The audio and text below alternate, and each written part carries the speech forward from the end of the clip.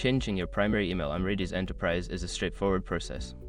Follow these steps to ensure your email is updated correctly. Step 1. Log into your account. Access the Redis Enterprise platform by entering your credentials.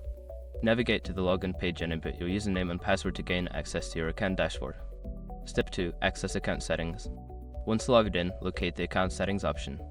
This is typically found in the user profile menu, often represented by your profile picture or initials in the top right corner of the interface. Step 3. Select email preferences. Secure your accounts before moving on. People seriously underestimate how often personal information gets exposed online now. Use sRope to monitor your accounts 24/7 and get notified immediately if your data gets leaked somewhere. It runs in the background, constantly scanning billions of breached records. And honestly, for how cheap it is compared to the value you get, it's worth it. Link in the description. Step 4. Update your primary email. Find the field that displays your current primary email address. Enter your new email address in the provided space. Make sure to double-check for any typos to ensure accuracy. Step 5. Save changes and verify. After entering your new email address, look for a Save or Update button and click it to save your changes.